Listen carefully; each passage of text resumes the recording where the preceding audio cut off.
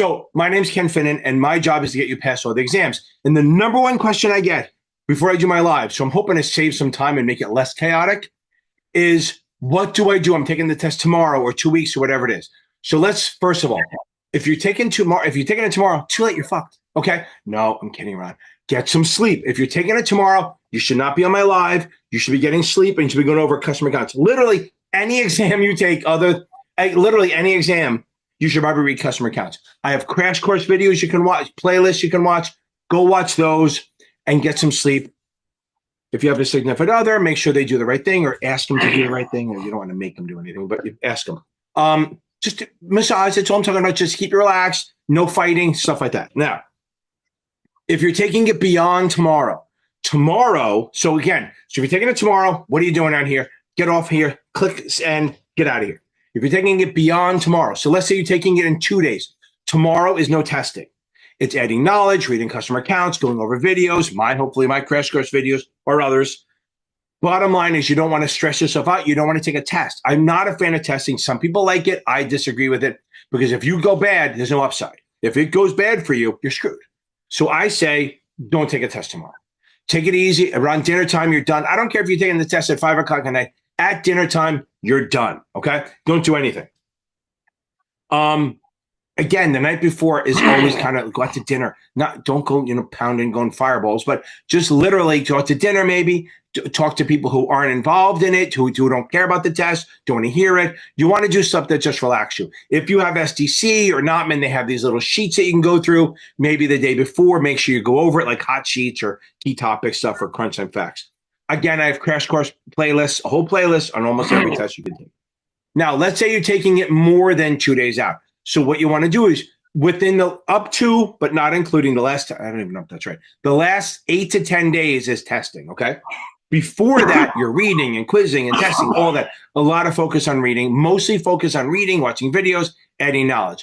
But in the last 8 days, not including the day before, so whatever that is, so 10 days before, you're going to take tests every day. One test, not two. If it's a 63 of the SIE, maybe you can take two. But again, I don't think it works so well. Oh, I feel the heat on my back. I really just want to turn around and take a dive. The problem is when I go in there, there's a manatee warning. The boats have to go around me. I have to wear a flag saying manatee, don't hit me, stuff like that. Now, up to but not including the day before the test, you are to take one final a day. Now, remember something. When you do a final, review the whole thing, not just the wrong answers. And what you're going to do is you're going to kind of do a triage. There's really 3 or 4 choices.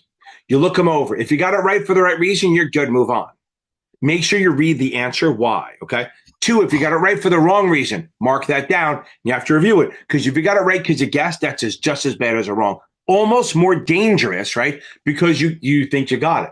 2, if you got it wrong because you misread it, which happens with the Kaplan, Past Perfect, STC, even Achievable, all of them, you can misread it. If you get it wrong because you misread it, but you knew the concept, don't worry about it. The last one is you got it wrong because you didn't know your shit. That you have to review. So really, you're going to have 4 choices, mark them all. And then if you got it right for the right reason or wrong because you misread it, but you understand the concept, don't worry about it.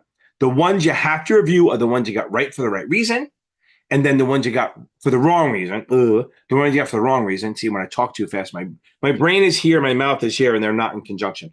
And then ones you got right for the wrong reason, like guessing, and then you got to be honest with yourself. Don't be like, oh, I think I know it.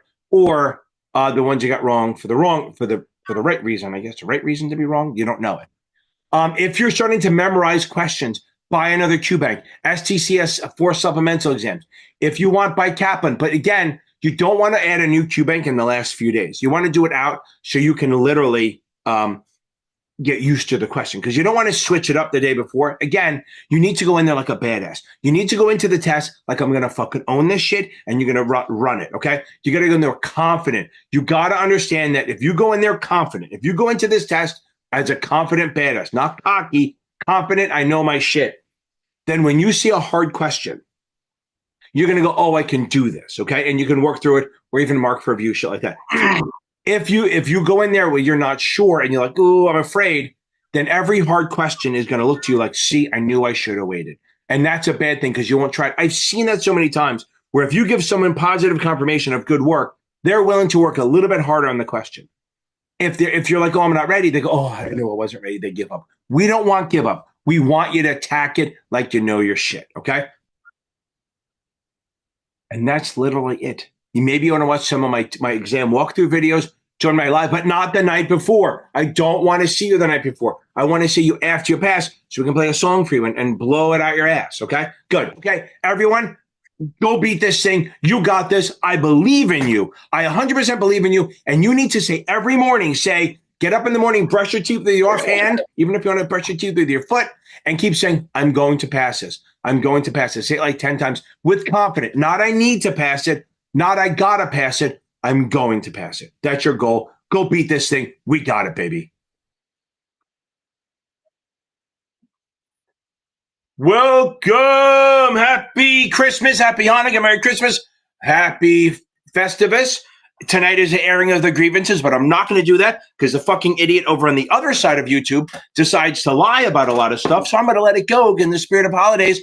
I'm not going to say a word because I'm just going to let him lie until he's done lying. But now, on to this. Merry Christmas. Now, Ashley, has anyone here taken a test? Hope they did. Nancy Wood, I'm happy to have you here. Now, let's get into this. Couple free things going on. We got a lot of free stuff out there. We got the Facebook group, which is fucking massive. There's over 7,000 people all trying to help each other out. 1,500 people active, maybe 2,000 people active, way more than the other Facebook groups. We have chats for everyone. They're private. We have like 4 tutors in there. Again, more than the other Facebook groups. We have a large Reddit. We have SIE exam for the SIE. It's almost 4,200, almost 5,000 people, more than the other SIE Reddits. I got 80, I don't remember how many. I got 82,000, 83,000 subscribers. There it is. I do a mix of long and short, whatever it is.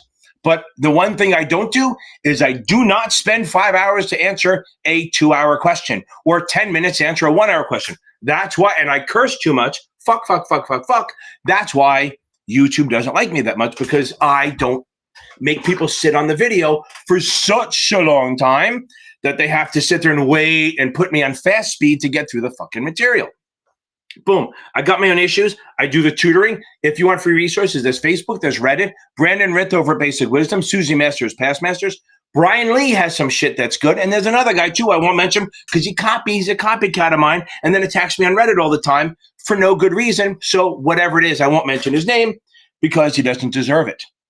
And show me one thing I've ever copied from him and you got me. But there's not a thing. When I stop doing videos, he runs out of fucking ideas. Now, and he's probably watching this and getting all steamed up and going to do a post on Reddit about it, blah, blah, blah, blah, blah. And he's going to do a rant and sound like a fucking nut job again.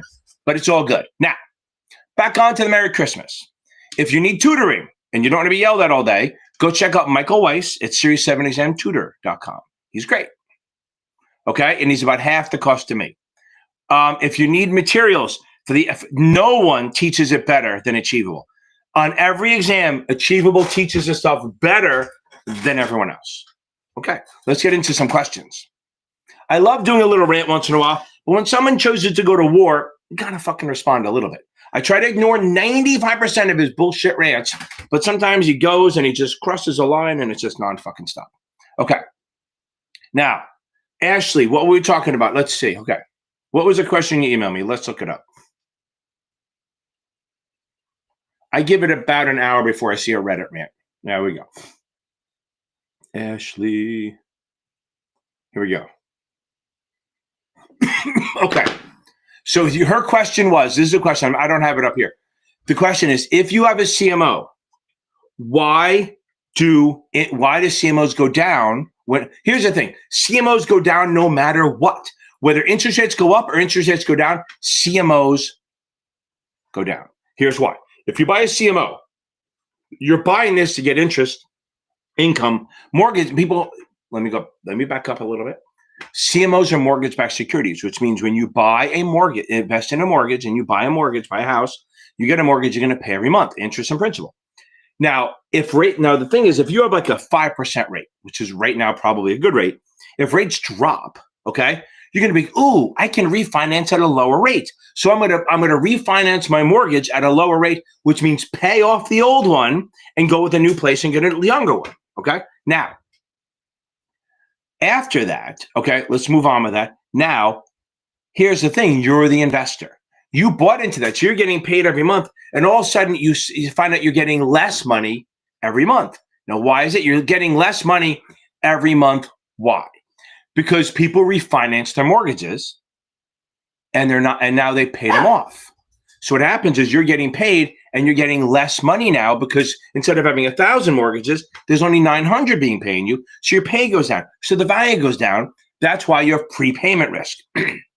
Now, that's prepayment risk. When rates drop, you have prepayment risk. Now, regular CMOs have kind of tried to offset that a little bit with like tranches and try to set that. I have videos on that. I can add it in here.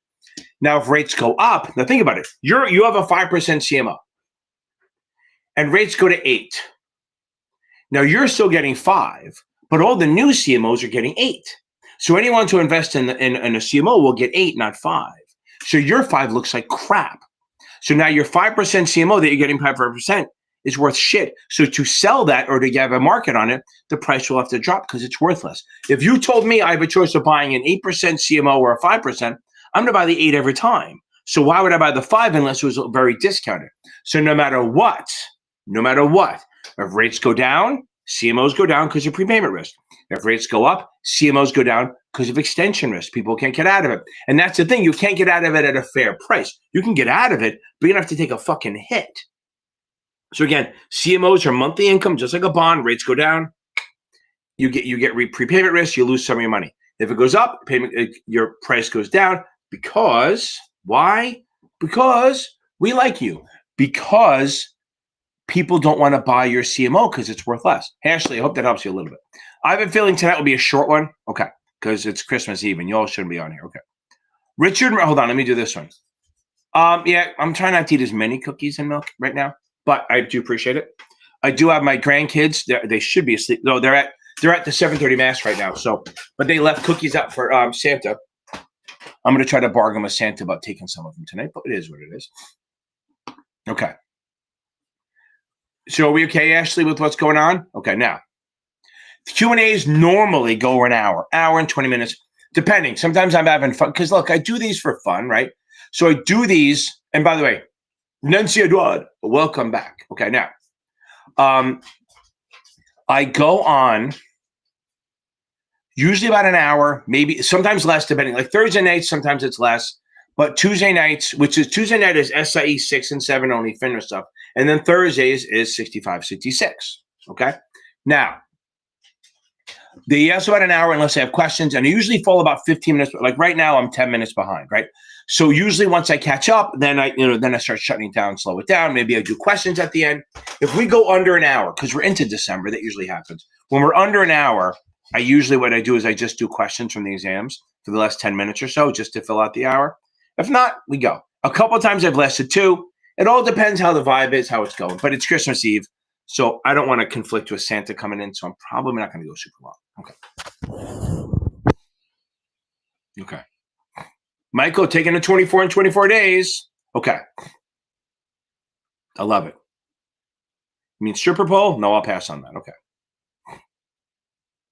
Okay. Michael's going to get it, and I swear to God, if he moves his date, I'm going to kill him. Okay. True. Listen, that's true. If you wanted to remember, his test is at the so Mark Esposito is probably the only teacher that's worth going to in Kaplan. There are others. It's like Esposito and everyone else is below that. There are other like maybe little gradations. Like one guy's a little bit better than the rest, but by far Esposito's by far the best. So Michael wants to go to his class, so his only class is at the end of the month. But he's already been to the class. Michael, I love. He has PTSD from failing the 7 3 times, and then he passed it on the 4th. So it's a roller coaster with him. So one day I get a text going, "Hey, it's going well," and then the next one I get a finger at the screen because he's so pissed. It's literally a roller coaster talking with him, and the whole goal is to get him to stay on track. And that's what I tell everyone: when you're studying, stop being a fucking butterfly. Don't be a squirrel. Okay, as my wife says, squirrel. Everyone says squirrel. I say squirrel. Don't be all over the place. There's no fucking nuts over there. Focus on what's in front of you. Don't drop the nuts you have for somebody else's nuts. Just saying, okay? So, Michael, you got to stay on path and stop fucking jumping around because I'm going to kick your fucking ass if you keep doing it. Okay. Now, first of all, no aluminum pole. None at all. Not yet. I'm a little heavy for that. Now, Okay, let's talk about that. So when you're doing a straddle, this doesn't matter. When you're doing a spread, this matters, right? So if you're doing a spread, you have to figure out direction sometimes. And a lot of times it's very easy with a spread. It's buy a call and sell a call, or buy a put, sell a put, right? So it's the same option, 2 calls, a buy and a sell, or 2 puts and a buy and a sell. So you have to figure out which is the dominant to figure out a lot of things. So if they give you premium, it's easy. The bigger premium is the dominant option. If that's bullish, you're bullish. If that's bearish, you're bearish. If that's a buy, it's a debit. If that's a sell, it's a credit. Now, moving on. If we have no premiums, going on, this is the way we do it. If you have 2 calls, which call is better? Well, the lower call is the more dominant. Because look, what does a call give you the right to do? Why, yes, it gives you the right to buy stock. I'd rather, if I have 2 options, a 50 call and a 60 call, I'd rather have the 50 call. Because a 50 call gives me the right to buy it at 50. A 60 call gives me the right to buy it at 60. I don't like that as much. So if I have the right to buy it at 50, I'd pay more for that. So if I have a 50 call and a 60 call, the 50 call will have the higher premium. So it's the dominant because I have the right to buy at a better price. If I have a put spread, I have a 70 and a 60. Put gives you the right to sell. I'd rather sell at 70 than 60. Okay? I'd rather sell at 70 than sell at 60. So I will buy the put with the higher strike will be the dominant. Because if I buy a 60-70 put and sell a 60 put, I'd rather sell at 70 than 60. So the higher strike put is the dominant. So the lower call or the higher put strike is the dominant. If they give you premium, it's easier. It's always a bigger premium. Now, if they have the same strike price, it's the further month. Why? So right now it's December, almost January. If you have the right to buy, like my new gators to hold this straight shit on. If you have the right to buy or sell until January, that's one level of good. But imagine if you had that right till June or July or March. That's more than January. That's more valuable. The farther month is more valuable because one, it has more time value because it's more time to have something good happen. So like if I bought an NVIDIA call, where the hell's NVIDIA? Oh, let's see Microsoft. So I bought a trading at 439. Okay, now if I buy a 440 call, a 445 January 445 call, that means I have the right to buy Microsoft at 445 with the call. If it's only till January, I only have 3 weeks for that to happen or I lose my money. But if I have it till March or April or May or June and I buy that, it's more time for the stock to go above 445. So I'll pay more for that. I got to pay more for that. That's time value. So the longer call is always the dominant. So if you give you a 50 call and a 50 call, the one with the further month is dominant. Same thing with puts. So let's get down. The lower call strike is dominant, or the higher strike put is dominant. But no matter what, the longer month is always dominant. Hope that helps a little bit. Okay. Bad Philly, baby. Boom. Hopefully it clicked, right? So that's the point. The way I teach options is really, I teach the SIE options to set you up for the 7, but it's much more about understanding them than doing little tricks and stuff like that. That's why I do the thing with the break even, so you can kind of get it. But it's, if you can get the options and understand how they are with like eggs and all that crap, life becomes easier because then you can work through the problems, especially on exams. So Kaplan, STC, achievable, past perfect, even training consultants. Their obstacle questions are way harder than the real exam. Not all of them. Remember, on the exam, there's always 1 or 2 kick-ass ones. Like, oh my God, I can't do it. But most of the rest are pretty straightforward. They're theory, some math, right? But on the vendors, it's just like they make you walk around the park 3 times before they let you know what they're asking. Or they try to hide it, which is, I think, is unfair because then you start worrying about the hard stuff instead of worrying about, you start working through like these crazy problems when you're better off just learning how to do it. They want to know if you know it, not if you're a fucking English major, okay? Boom, okay. Another useless degree. Okay. I have a question on after-tax yield. The question is, if 7% muni bond is purchased by a resident, okay, okay, so you're going to show how we do this. So you take the yield and you divide it. So, Kavitha, the question is, a 7% muni bond is purchased by a resident in the secondary market at 5%. 5% basis is your yield to maturity. That's the number you're going to use, okay? So you're going to do 5. Since it's a muni, you have to find out what the taxable equivalent is, right? Oh, the after-tax yield. So it's a muni bond, it's 5, right? Because you're paying, it's probably somewhere in between 7 to 5, but I don't give a shit.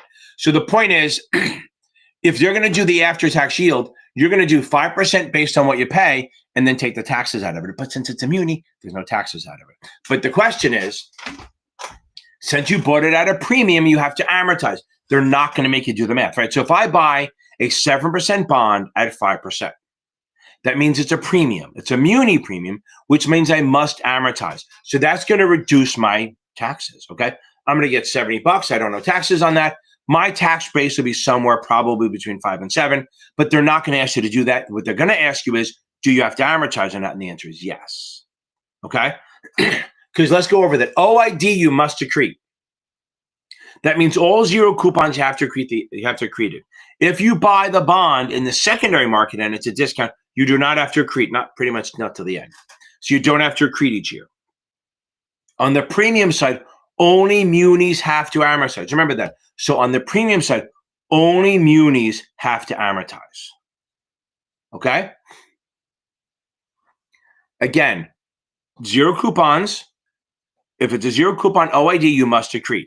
On the premium side, only munis have to amortize. If you buy a corporate or treasury, you don't have to amortize. They will not ask you to figure out the yield on that. They'll just say ballpark somewhere in there. Okay. Because remember, you're not paying taxes on the interest on a muni, right? So it's going to reduce what you owe. Okay. Did you ask it twice? Kavitha, yeah. Always remember, just ask it once because we're going to get there. Okay. We will get there, I promise. I mean, I already got to them. Just remember, I'm 15 minutes behind right now. Okay. If I write one June 45 call premium of 5, okay, I have unlimited loss. The max I can, okay. So here's the thing. So are they saying it went to 51? And what did I make or lose? This is easy, okay? Max gain is 500 because it's the premium. Whenever you sell an option, the most you can make is the premium and you have unlimited loss. Well, let's do this. So I sell a 45 call at 5. The break even is 50 because it's 45 plus 5. So my break even is 50. Now, remember, 50 is my number.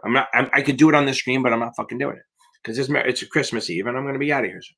So here's my 50. Here's my break even. Everything's about the break even, okay? So now we're bearish. So anything below the break even is a gain. Anything above a break even is a loss. So for every point you go above or below the break even, you're making or losing money. It's so fucking easy. It's very visual. There are other ways to do it, but it's just not as visual. If the stock went to 49, you'd make $1. If the stock went to 48, you make 2. If it went to 47, you make 3. If it went to 55, you'd lose. Remember, 50s are break even, right? If it goes to 55, I lose 5. If it goes to 60, I lose 10. If it goes to 51, which is your number, I lose 1. Find the break even and go. If it's bearish, anything below is a gain, anything above is a loss. If it's a bull, if you find the break even, if it's bullish, anything above the break even is a gain, anything below is a loss. But remember, here's the thing: your max gain is 500. So if you say the stock goes down, once you get to 45, once you get to 500 gain, nothing else matters. You're only making the 500. So Diesel, does that help a little bit? You find the break even always. So if I sell a 45 call at 5, my break even's 50. And since it's bearish, down is good, up is bad. Since it went above the break even by 1 point, I lose $1. I don't do T-charts. Okay. Oh my God. Okay, Richard Miranda. He passed the SIE. I think it was the SIE. In 2 weeks, literally didn't pay for a thing. I don't even think he read a book. He watched videos. He kind of off, maybe probably on Wikipedia, probably hit ChatGPT, who knows. But he did everything that I tell people not to do. That's it. So he, like, you can on Reddit somewhere, he posted in the SIE. Guys, if you go check out, is it r/SIE exam. If you just do SIE, you get a German group, which is fun. SIE exam, he posted in there because I passed within 2 weeks. One guy, I said, don't ever do it. He passed in 4 days, which is nuts. Okay. And like literally congrats, but you're fucking nuts. Okay. Aaron, Merry Christmas, coach. Okay. Now, okay. There's maybe some safety, but it's for monthly income. The only reason to buy a CMO is for monthly income. There's no other reason. So it's, I mean, they're safer than bonds in a way, depending if they're Ginnie Mae or not, because of default risk, but you're really buying them for monthly income. Okay. I know, I get it. Boom. Okay. Brian. Okay. Yeah, Dylan, I can hit that. Remember, guys, I'm about 10 minutes behind. Okay. Yeah, so first of all, boom, Brian, congrats on. Look, I have nobody saying the pass. I'm gonna have to give you a little music, just even though you're not there. Hold on. We gotta do something here, right? What's a good one? Here we go. Go. Oh, cha-cha-ching-ching. Here come the hot stepper. I'm the lyrical gangster. Excuse me, Mr. Officer. Okay. I'm okay with training consultants. I would get a supplement. Seriously, they're good. Tina's voice is okay. She just kind of grates on you a little bit, but the stuff sticks. So the stuff, it's a little light. Maybe go to Kaplan. And try out, buy their QBank. It's like $50 or whatever, right? Maybe less. And if you go to Michael Weiss, he has a code, link, whatever the fuck you want to call it. Some people get freaked out about it because they're fucking single white female, whatever it is. Now, just go check out or just put, there's a code. If you email me, if you reach out to me, Michael or Rosie can give you a code, or I can give you a code. A lot of people have them. Okay. Yeah, I think they're okay, but I would still get another QBank. If you don't think they're teaching, you go get Achievable. Seriously, they're good at their shit. Okay. If you just want questions, get Kaplan, or just buy the STC sells supplemental exams. That's about it. Okay. Okay. This is easy. So now this is where the vendors screw you up. Okay. Okay. Yeah, it's 5% because here's the thing. Hold on. Yeah, I'll go back to you. Yes, it's 5%. Because you're not paying taxes on your amortizing. Okay. Now, could you go over the diversification rules for the investment company? Now, the rule is called the 75-5-10 rule. If you want to be considered a diversified fund, you have to follow the 75-5-10 rule. Now, here's where the vendors fuck with you, because technically the other 25% isn't regulated, so you can do whatever you want. Don't go there. Don't worry about that trick. It's a vendor trick, not a test trick, okay? So as long as 75% of your shit is invested somewhere. So if you have a $100 million fund, as long as 75% is invested, that's the first one. That's the 75 part. The 5 is no more than 5% of the fund's assets can be in any one security. Okay. So if you have a $100 million fund, no more than $5 million in any one fund. Okay. And then the last one is 10%. You can't have more than 10% of the voting stock of any said company. Okay. So again, that limits you. Now, so 75-5-10, at least 75% invested, no more than 5% in any one security, and no more than 10% of that security's voting stock. That's where we're going with it. Now, the vendors will say, oh, how much of a company can you own? And there's really no limit because the other 25% is not regulated by these rules, okay? So the whole thing here is the test is not trying to trick you that way. Kaplan does it, STC, I think Kaplan does it more than anyone else, and Passport for sure does it. I don't think Achievable and STC do it, but they try to say, oh, you didn't think about the other 25% that's not regulated. That's not the question. That's not teaching you anything, right? The point of this test is to make sure you know something. And they want to know that it's 75-5-10, that you're at least 75% invested, no more than 5% in any one security, and not owning more than 10% of the other shit. That's where they're going. Okay. Yeah, just you'll be ready. And you're right, it's 5%. Boom. That's very funny. I like that. How do you get your art major off your front door? Pay for the pizza and tip well. Love it. Although here's a funny thing. So my daughter was an art history major. Went to Trinity, right? So my daughter was an art history major. And she at one point she was choosing between a job at JP Morgan or an art museum, which art museum was paying nothing. The JP Morgan was paying well. I mean, she just went to the printing club and she met a guy with her friend, and the guy offered a job because she's well put together. Totally the opposite of me. Now she runs a hedge fund. It's crazy. It's like, so it doesn't matter. Sometimes it's about getting the piece of paper, what you do with it. Don't worry about the major so much, but don't go into fucking $200,000 in debt for an art history major. Okay. Now, I didn't. I'm just saying that's a bad idea. Dylan, I hope that helps a little bit. Okay. Ooh, we're at the end. I get to go home. Okay. Glad it helped, Diesel. Okay. Any questions? If not questions, I'm going to head out of here at a normal time. Long time no see. Thanks for. Okay. I love it. That's awesome. I love it. Mark, as I tell everyone, yes, I help. I am not the reason you passed. Okay. Okay. I help. Other videos help. Books help. It's just part of the mix. So I appreciate it. And people say that I do appreciate it, right? I understand and I get that people feel that way. But remember something. You're the fucking warrior, not me. Okay? You're the warrior. I'm not the warrior. I just come in and do this stupid shit like what a dumbass is. And you had to do the work. You had to write everything down. You had to take the notes. You had to do the test. You had to sit for that test and be all stressed out. Okay? Boom. Okay. Yeah, that's what's interesting, right? So everyone who goes to these jobs, these analyst jobs, whatever, they all have, a lot of them have finance majors. A lot of my students, I got a lot. There's like 3 big IB firms where I like get so many students from. It's nonstop. Like, and especially now that the building is built up back in the Midtown, it's the list is getting longer and longer. Okay. So a lot of them, the ones who aren't finance majors, they come to me, you know, the MD send them to me and they go, just help them out, get them over the hump. And some of them had no background in this. But here's the thing. So I'll use my daughter again, art history major, nothing. So she worked for a guy and he had some major clients. I mean, fucking major clients. I mean, borderline famous people, okay? Like famous people in certain industries, but not like, you know, not like Tom Petty or anything. But what was interesting, when they went out to dinner and stuff and they visited their homes and apartments, she had stuff to talk about them other than just like EBITDA, okay? So what happened is a lot of these people talked to her because she understood art. They had art. They were art collectors. So she could explain to them the history behind certain things. And she had and even if she didn't know it, she could understand the style and all that. It actually added a little zizz or whatever you want to call it to her portfolio of conversations. Like me, what do I talk about? The Jets suck and this shit, right? I have nothing else to talk about. Maybe my kids, and nobody wants to hear about that. So, but she has her history major. I mean, so it helps. Having an alternative major in our business helps. Because look, finance class is not teaching you what you need to know. You know that, okay? Finance classes are not teaching you what you need to know, okay?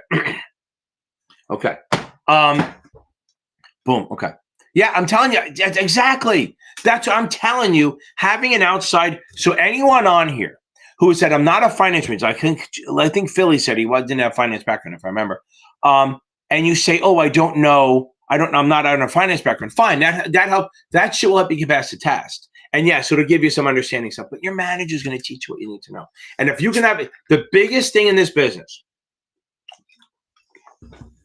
other than fucking IB, which is just working 22 hours a day on spreadsheets, is the ability to have a conversation with someone on different levels. You know, the person who has 20 million, the person who has a million, the person who has 500 grand, or the kid who has 10 grand invested and you just building because his parents are rich, whatever. If you can have a conversation on different levels and not use big fucking words all the time and try to act smart, just act like a normal person, you will go farther than if you have no other outside interests. Okay. Okay, good question. Here we go. So, Rachel, let's go over this. So, remember something. So, if you own an option, okay,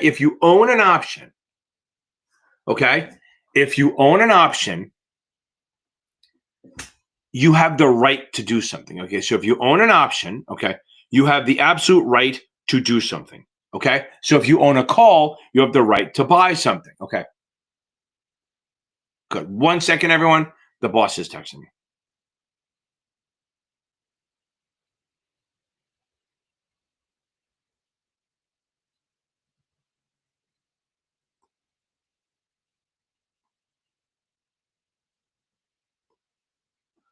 Okay, now we're back to this. Okay, now. Yeah, reach out to me or reach out to me. Go on the Facebook group. Guys, don't forget the Facebook group that's going across the bottom. You out there, me or Michael can find and Michael Weiss has a code too. So go from there. You get in there and get a discount. Okay. Now, back to you. And then Kavitha will get to you. So if you buy a call, that means you have the right. So remember, buyers have rights, sellers have obligations. So let's say I buy the 50 call from you, Raquel. Okay, I'm assuming it's Raquel. I could say Raquel, but that sounds more fun, but I don't think that's the answer. So now, say your name's Raquel. Your name is Raquel. I'm going to go into it because I'm just tired. Now, I buy a 50 call. Don't worry about the premium though. I buy a 50 call from you. I pay you a premium. You took my money as my premium. I have the right to buy stock at 50. Okay. Stock goes to 55, 60, 65. Okay. Now, I'm going to exercise, which I'm going to buy the stock at 50. But here's the question. To buy the stock at 50, there has to be someone willing to sell it to me. Who the fuck is going to sell me shares at 50 when it's turning 65? You, Raquel. You did, because I paid you. It's rolling across the bottom, Diesel. FINRA and Nasaa exam test prep network. It is fucking outstanding. Probably 30, 40 posts a day. Everyone putting up questions, helping each other out. It is fucking the most active group out there. Now, also, I'm going to go off on this. While you're here, don't forget checking me out on Instagram under Series 7 Whisper. I've had that since 2018. TikTok under Series 7 Whisper. Had that since 2018. And then Facebook group. And then obviously you're on YouTube, so it is what it is. Now, back to this. So, Raquel, I buy a 50 put, 50 call. I have the right to buy stock at 50 until it expires. It goes to 60. I'm going to exercise, which means I'm going to buy it at 50. And like I said before, who's going to sell it to me? You, because I paid you to do it. I paid you the premium, whatever it is, $200, $300, $400, $500, so that when I want to buy it, you have to sell it to me. You have to. You don't get to. You don't have the right to do anything. You must. So I buy stock at 50. You have to sell it to me. And then if you don't want to own it, you have to go buy it. You have to short it to me maybe. You have to go buy it back at like 60, 65. You're going to lose money. So that's where the buyer-seller comes in. Now, here's where it's a good thing is. If the stock drops below 50, I'm not going to use it.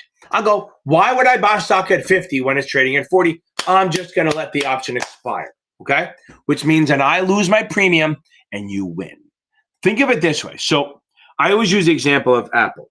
Anyone here have an iPhone? Of course you do. Most of us do, because just the rest of the country uses Android, even though the Android's a better phone. My family made me get an Android because they blocked me out of all their Facebook groups. I mean, all their text groups. Although I think that was probably a better idea. I should have left it, then I don't have to deal with the crap. Now, Apple, if you buy Apple Care, you're paying them $200 or whatever it is to fix your phone. They're hoping they never see you again. So it's like so you buy Apple Care, that's like buying a call. Them selling it to you is like selling a call. Anytime you want to have your phone fixed, they have to fix it because you paid them up front. So you have rights. If you buy the Apple Care, you have the right to have the phone fixed, and they have obligations. They must fix the phone. Okay, so if I buy a call, I have the right to buy stock. You sell a call or write a call or short a call, you have to sell it to me. That's where that is. Now let's jump on the other side. If I buy a 50 put, I have the right to sell stock at 50, no matter how low it goes. And I paid you, Raquel, a couple $100 to you sold me the put. You wrote it, you shorted it. That means you have an obligation. So if I buy the 50 put and the stock goes to 30, I get to sell the stock where? Yes, at 50 because I bought the put. You have to buy it from me because you've been assigned. So if I buy an option and I exercise it, I'm exercising it. You get assigned. That's the word they use. You get assigned the obligation to buy it from me. Remember, no matter how low it is, you must buy it from me. You have to buy it from me. No excuses. Because I paid you the money for that contract. I get to, and then if you buy it from me at 50 and it's trading at 30, you don't want to own it. You're going to turn around and sell it at 30 and lose money. So again, if you buy a call, you have the right to buy. If you buy a put, you have the right to sell. If you sell a call, you're obligated to sell it to the buyer of the call, sell the stock.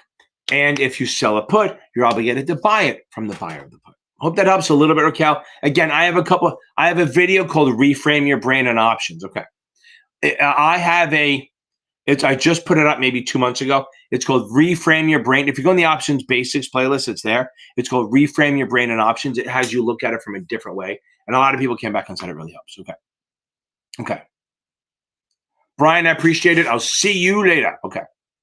Raquel, let me know if that helped. Okay. Now, I'd say here's the thing. So don't worry about the selling power as much as the buying power. So if you, everyone write this down if you want to do it.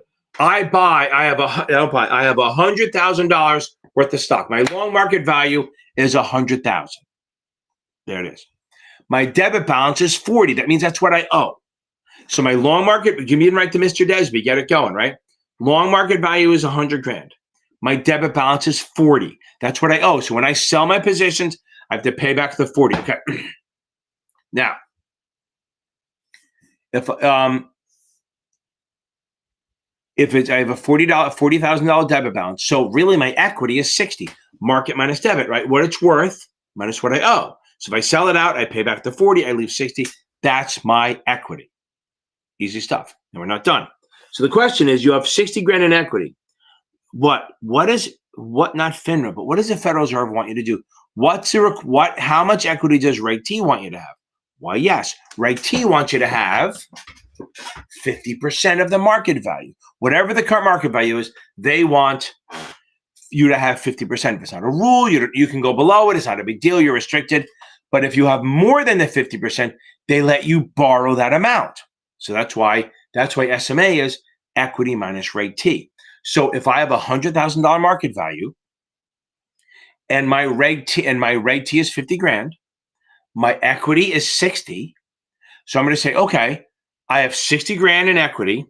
They only need 50 grand they want to have. I can borrow 10. That's my SMA, special memorandum account. Okay.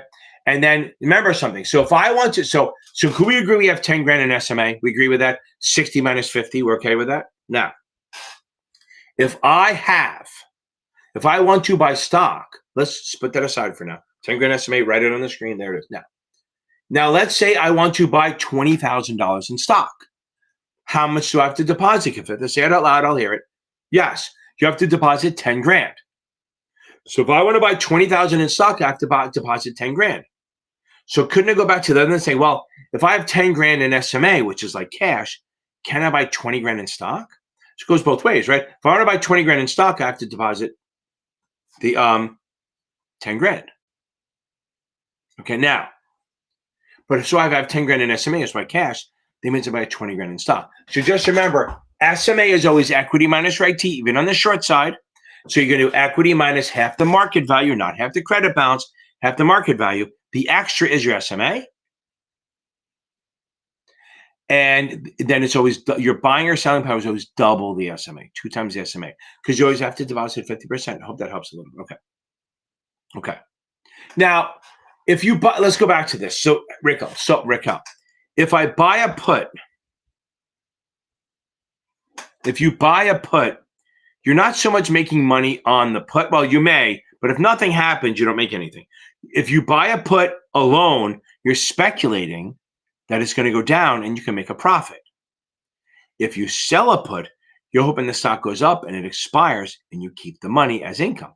So you buy for speculation or you sell for income. Now, the caveat to that is if I have a stock position, right? So, okay. So if I'm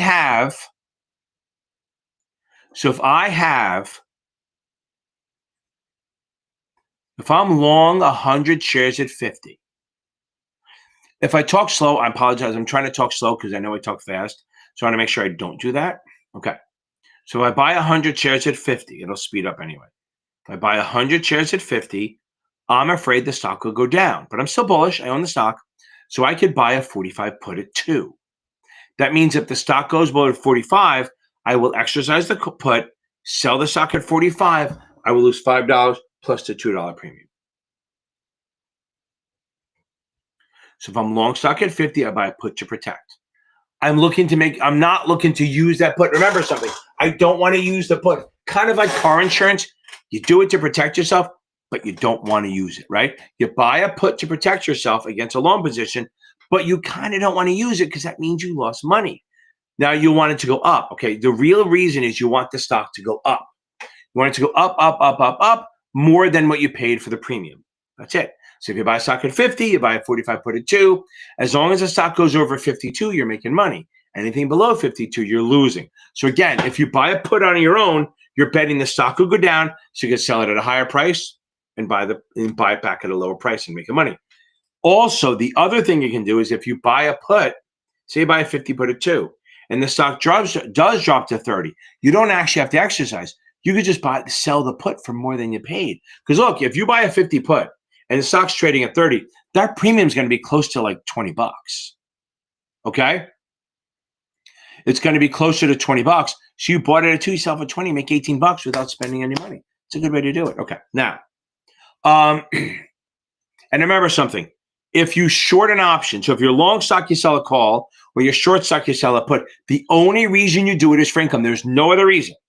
I don't care what anyone fucking says. There is no other reason for selling a put, a short covered put or a cover call than income. You're trying to put money in your pocket, let it expire, keep the money. That's all you're trying to do. Okay.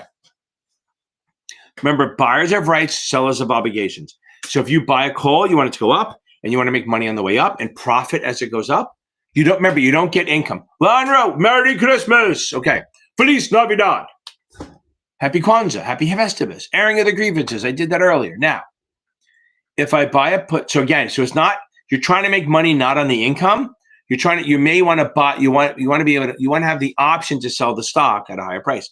Think of it this way. So if I buy a put, I have the right to sell. So I can only lose the premium. But if I short stock, I have unlimited loss. They want the same thing. Both of them want the stock to drop. Where's the 98 grand? It's under 100 again, right? It was up to 107 at one point. Now, if I buy a put, I want it to go down. And I don't have to exercise to make it go down. I can sell the option for more than it's worth. Okay. Boom, boom, boom. I'm right. Since we're kind of slow, it's okay. I'm not thinking there's a lot of insurance, mostly like what's the difference between term and whole and variable and universal, stuff like that. Okay. Oof. Okay. You may get 3 or 4 questions. You may get 3 or 4 annuity questions too, which counts as insurance a little bit, but it's not the same thing. It's mostly going to be straightforward stuff. If you have term, you have a death benefit for a specific period. If you're guaranteed renew on term, you're going to pay more premium because you're older, because the guaranteed renewal just lets you guarantee to re-up without a physical, but if you're older, you're older. Whole life and universal and variable, those are kind of like the permanent insurance. Those you have a death benefit for life as long as you pay. Where term, it's only up until it ends. That's it. Okay. Okay, Alana, that's fine. You missed the 66. It's a hard test. Now we're on to the 7. I like it. Okay. Moving on. I love it. Now remember, focus on reading. I don't care if you've taken the test before. I tell this to everyone. If you've read the book, if you've taken the test and failed any test, focus on, take a few days off, which hopefully you did. So, Alana, maybe on Thursday after Christmas, just go back and read the book. Cover to cover. Okay? Just read it cover to cover. Act like you missed by a lot. Act like it's brand new. Read it cover to cover. Don't take a lot of notes. Don't even take quizzes as you're reading. When you're done reading, you can do quizzes. Now, what's interesting, I was just thinking of the whole time thing. I don't know how long you have to do this, right? But Edward Jones, which I love the company, right? Great opportunities. If you're a go-getter, it's a great opportunity. I think they pay a salary for a bit until you get your business. They really support you. However, as Mike told me, if you're going there as a principal, okay, now, if you're going there as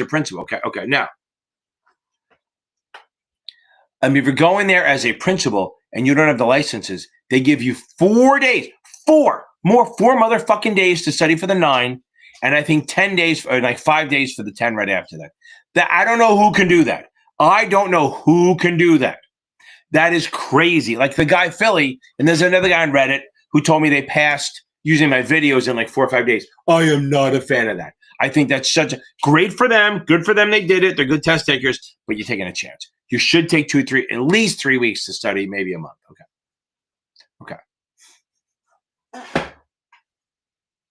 You look guilty. Okay. Now. Okay, so here we go. So now I did a question on cost basis for options, but let's talk about it. Hold on. Everyone time out for 1 second. Hold on.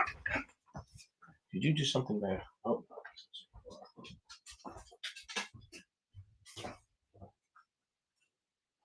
Nobody's went out Come here, Bob.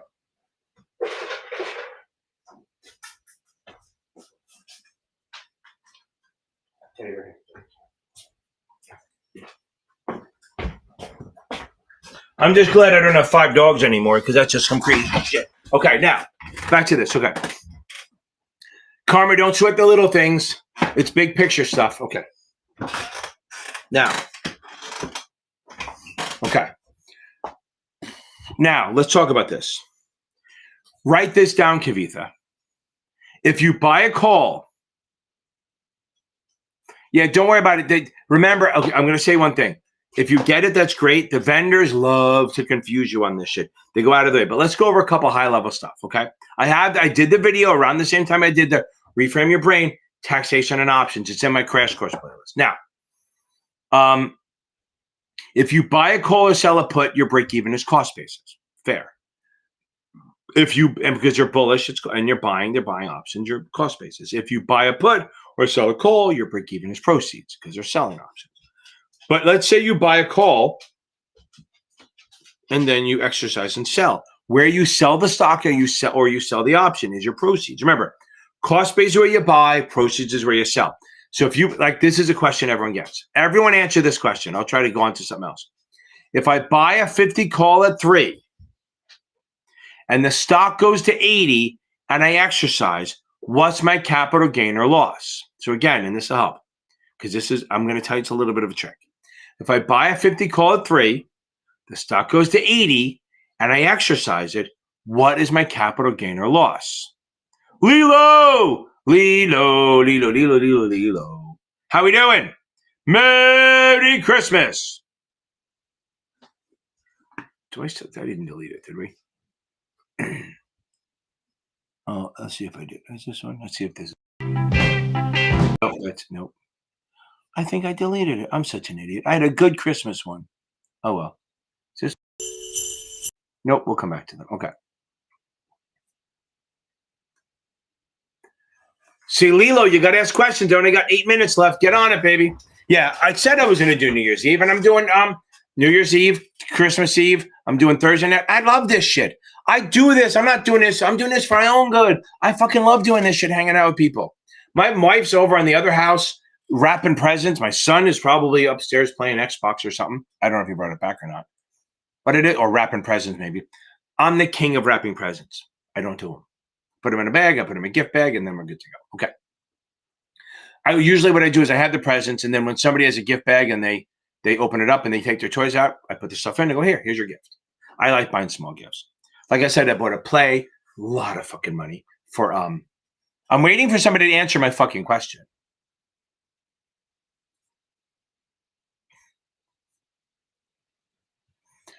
Anyone else can answer.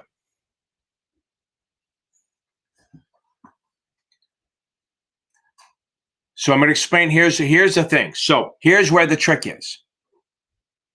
Kavitha, where did I sell it? I'm going to ask you that. Where did I sell the stock? So I'll repeat it again, word for word. I buy a 50 call at 3, stock rises to 80 and exercise the option. What is my capital gain or loss?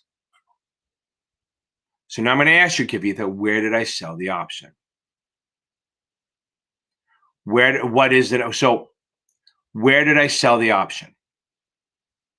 So my cost basis is obviously 53. The stock went to 80 and exercised. So now I own the fifth stock at 53. Where did I sell the stock? All I did was exercise. I did not sell the stock. I never said I sold it. So all I have is a cost basis of 53. That is literally it. I have nothing else.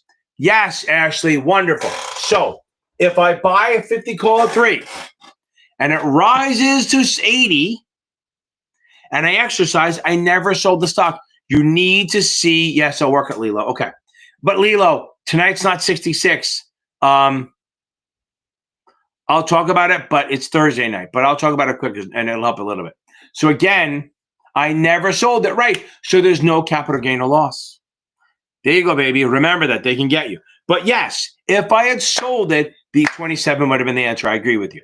So if I had sold it, 27 would have been my gain or loss, 100%. So I always hate the delay when I do the questions because I got to wait and give it like 30 seconds. Because if I watch it here, I go, oh, wow, it's really delayed. Okay. Da, da, da, da, da. Okay. There we go. Okay.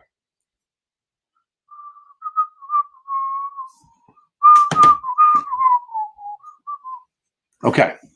Okay. Okay. Oh my God, Jessica, you're in great shape. Okay.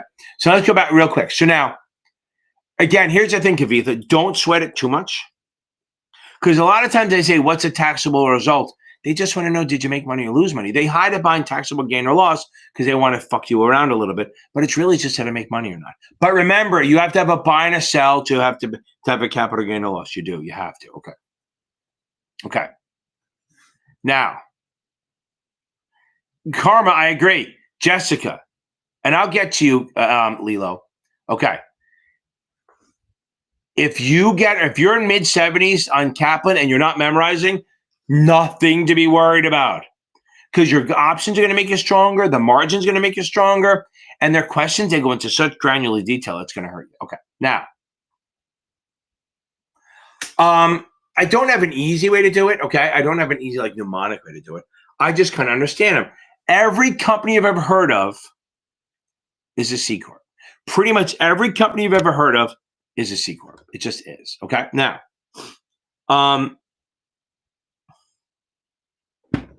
so C Corps pay taxes. C Corps are the best way to raise a lot of money. S Corps are pass-through. So maybe that's what you think. S for pass-through. LS Corps can have a max of 100 shareholders. They pass through all their gains and losses. C Corps don't. They have unlimited number of shareholders, and they pass through none of their money. They can spend a dividend, but the problem is you're double taxed. So the man, remember, maybe C for cocksuckers because they double tax, right? Okay. So no. So if you have a C Corp, you can raise as much as you want. So what happens if they make $1 million, they pay taxes on the millions. That leaves you 600. If they decide to give all their income to you, you're going to get the 600 and pay taxes again. It's double taxed. S Corp, if they make $1 million, it all goes to the investors untaxed. Remember, LLCs, partnerships, and S Corps do not pay taxes. The members do. The shareholders do. The individuals do. So that's what a pass-through means. They pass through gains and losses. C does not. But again, you think, why would I do it? Because it's the only way to raise a shitload of money easy. Every corporation you've ever heard of is a C Corp, not an S Corp. I mean, like if I built, so I was going to put my business in the city. I have an office there, right? I was going to put my regulated in there, registered in there. And they go, well, you can do an S Corp or an LLC, same thing. They said, but if you do an LLC, and this is just New York, you have to post a name in the newspaper for 6 weeks. I'm like, but S Corp? Nope. So I decided to do it in Jersey anyway. It didn't matter. So it is what it is. But an LLC can have one member or 1,000. A partnership has to have at least 2. They could have at least one LP, one GP. A general partnership has to have at least 2, but it could be all GPs. An S Corp can be a single member or up to 100. And a C Corp, you would never do a single member C Corp. You do that to raise a lot of money.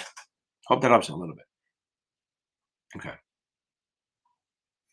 Oh, Jessica, you're fine. Their math is horrible. Their math is horrible. Okay. Yep, Diesel, there it is. Boom. Okay. Okay.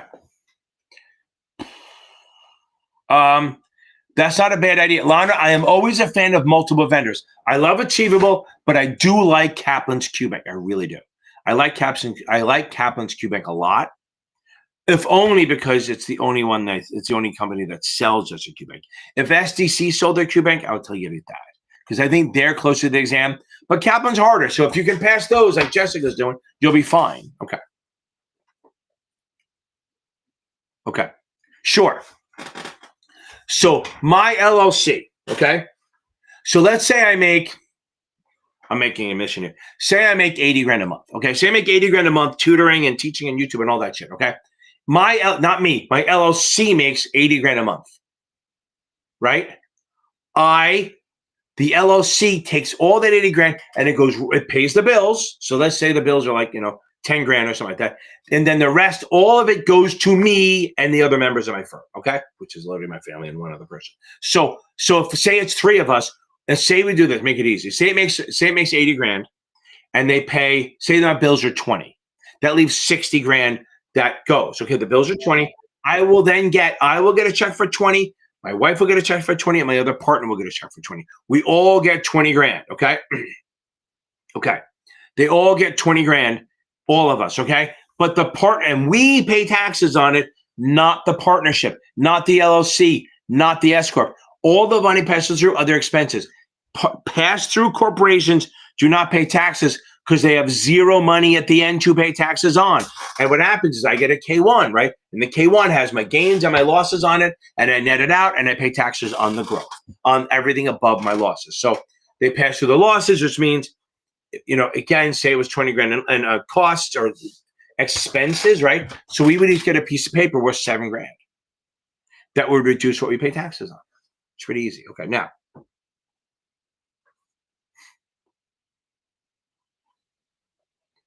Do I have clients that failed and got terminated? Yes. I have a couple that, what's interesting. But one thing, I don't like to think that way, but I'm going to give you the exit strategy, right? So if you do it and you get terminated, you just find another place. You already have the 7, I assume, right? So what you do is, you're not going to happen, but let's say you do get terminated, get the 63 on your own, then start applying for jobs and get the 65 on your own, then you don't have to worry about it, okay? Because the 63 is an easy get. You can get that in a week, right? So if you take the 66 in two weeks and fail, you're not going to. I have 37 people on here just from that. I don't know how many from LinkedIn. I don't know how many from Facebook, okay? I want everyone on here to type in, I'm going to pass this test. You can say pass this motherfucker. You can pass this shit. I want everyone to type in, I'm going to pass. This is your Merry Christmas. You are going to pass. I am telling you, I can't explain it how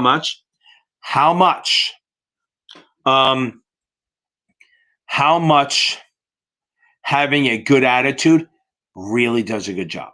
I swear to God.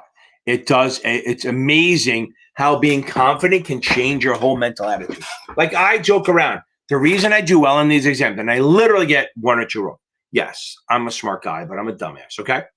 I totally believe I am so fucking delusional that I can pass any test. Okay.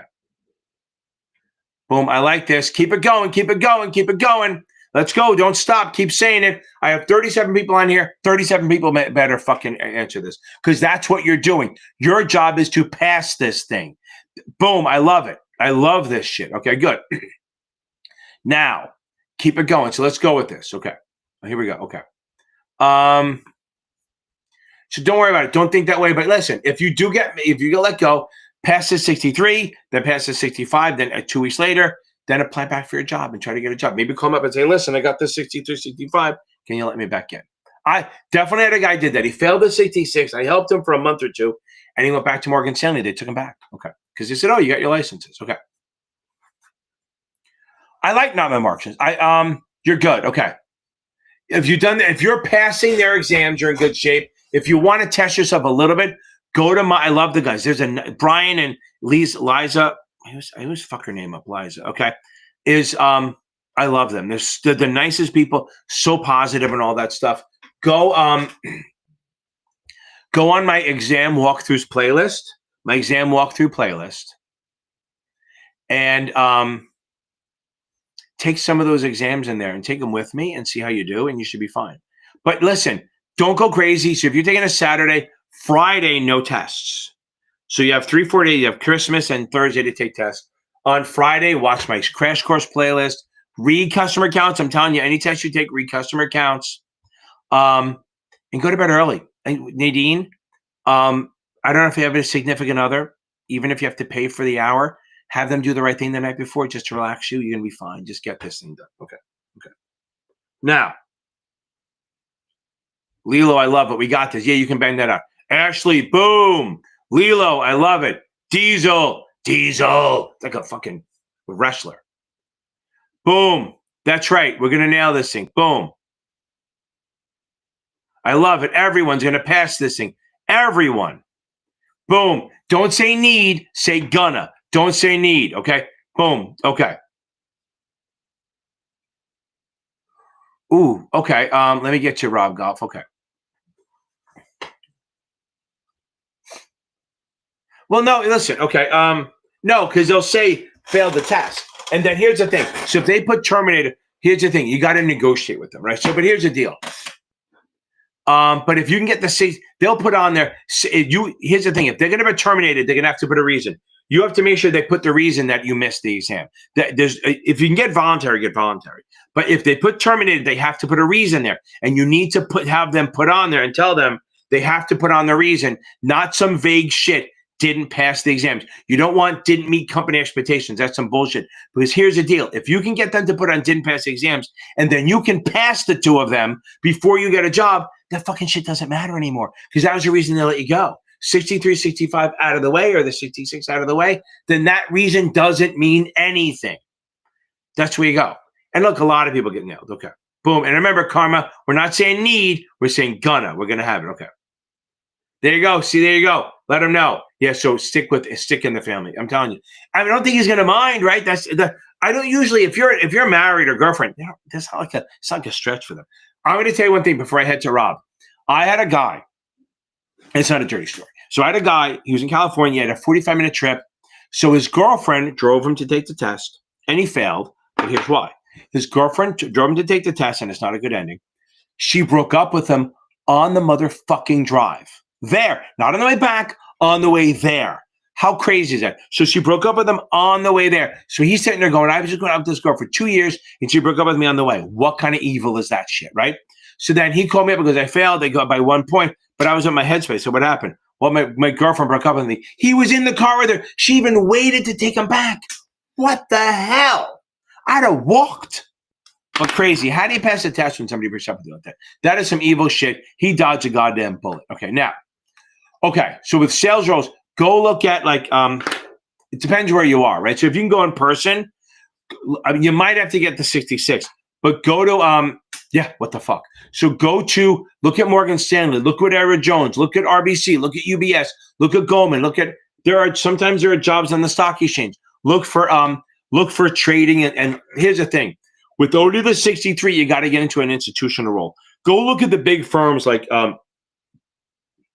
Morgan Stanley, Merrill Lynch, UBS, Jefferies, all those firms. Now, it depends where you live. If you don't live in New York, it's tougher to get these jobs. But if you live in New York, you can, okay? If you live in a city where they are. But it's hard to get the trading and the sale, just the sales jobs without the 66 and not being in person. So here's the thing. Right, so I would, since you got laid off, hopefully you get a little bit of money, right? I would try to get the 65 out of the way. You can book yourself. You get that, then you can go to the Edward Jones. If you can get that done before you start, you go to Edward Jones. You can go to RBC. You can go to Raymond James. You can go to Morgan Stanley. You can go to Merrill Lynch. You can go to Fidelity. You can go to Schwab. All these firms with the 65. If you get the 65 or the 66, either one works because the 66 encompasses 63, but the 65 might be an easier exam if you have the 7 recently. Just go bang that shit out. Okay. Yeah, Charlotte's a great spot. Charlotte, I think there's what the hell's the name of the town just below it? Rocky Hill I think it's Rocky Hill or Rock Hill. Charlotte has good stuff. Take a look at Chicago. Richmond's good. Look in DC. And I'll go. Okay, hold on. One second.